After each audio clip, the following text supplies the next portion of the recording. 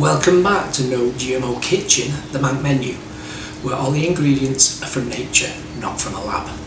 Today I thought I'd try an old family recipe, and the only alteration I've made is the addition of garlic, because my dad wouldn't allow it in the house in the 70s.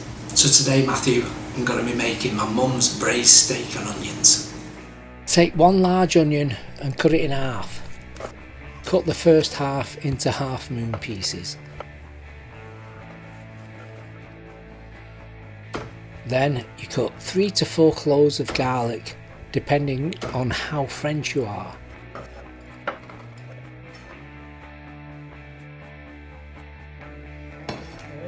Then place the finely chopped sirloin steaks into a Dutch oven pan and season.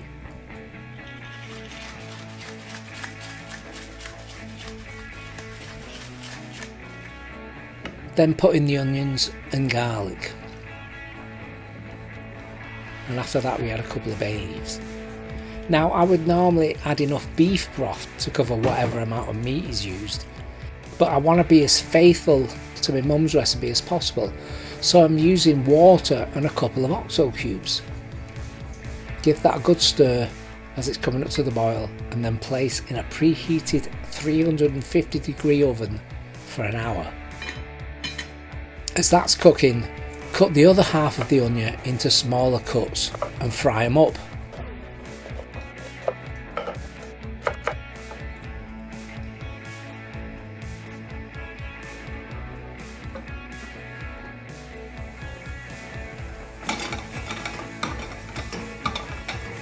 Add a pinch of pepper and then brown the onions to get some caramelisation.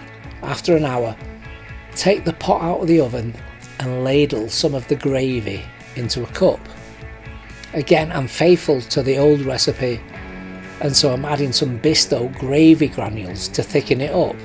But if you're in the US, you may just need to make a slurry. Add the fried onions and place back in the oven for another hour, but this time leave the cover slightly ajar, as this will help reduce the gravy.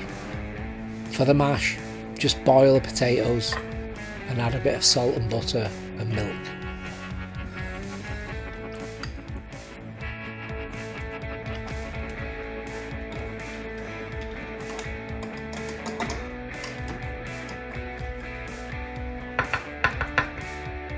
Now, as our marital vows dictate, I have to provide Hanny with food that has meat, carbs and veggies, usually greens.